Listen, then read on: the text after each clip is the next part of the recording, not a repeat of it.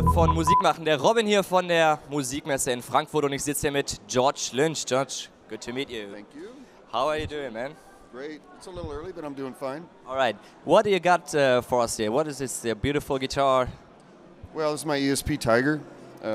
This is one of my earliest guitars and what I'm most known for, I guess. This one and my skull guitar. But this one is really beautiful in the sense that it has all this damage to the finish that happened really early on when I first had it built and came to Europe for the first time.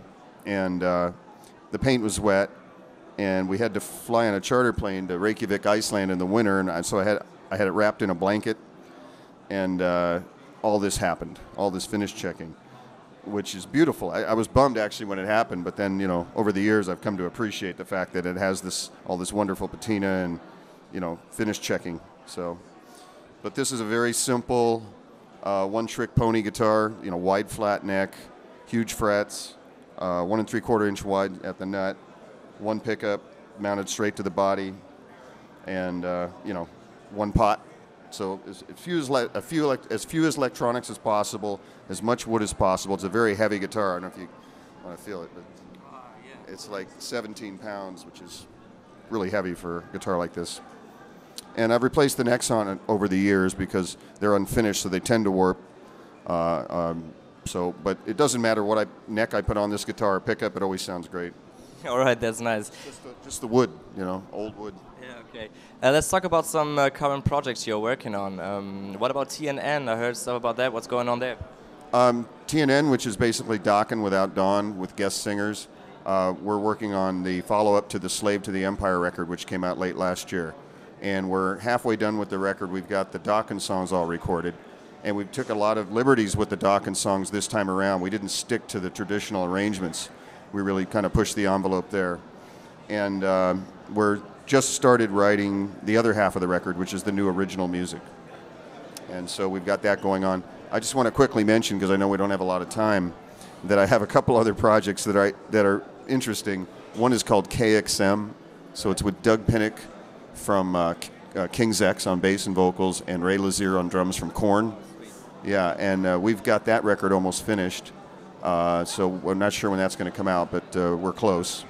What is it going to sound like? I mean, is this a specific genre you're working on? The drummer from Korn, the bass player and singer from King's X, and the guitar player from Dokken Lynch Mob. And that's what it sounds like. It's so hard to describe music, you know what I mean? Yeah. All right, sounds really exciting. So within the last 30 years, you've been becoming one of the most well-known guitar players. How did the sound design change within these 30 years?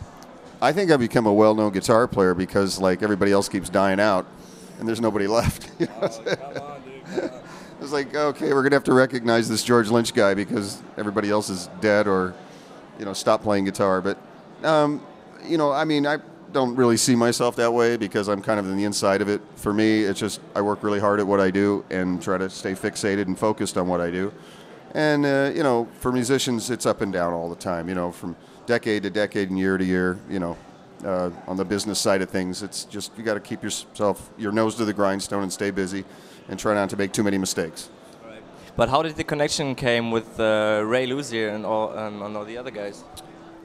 Well, for years and years, we've always talked about getting together. And that's the same with all musicians, especially in LA or anywhere, you know, guys that are kind of known and in bands. We all love each other. It's the Mutual Admiration Society. And we, you know, but we talk about things when we see each other, but then it never, ever happens, you know.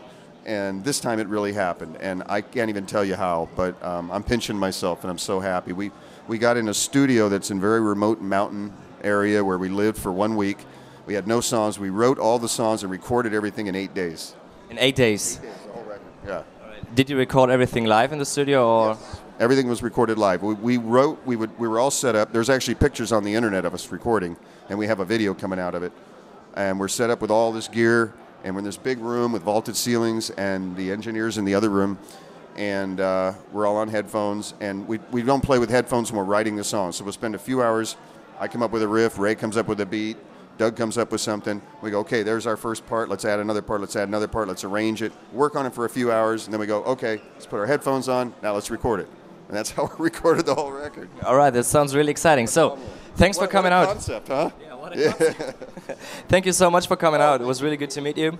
Vielen Dank, das war der Robin von der Musikmesse in Frankfurt 2013. George Lynch, wir sehen uns später. Dankeschön.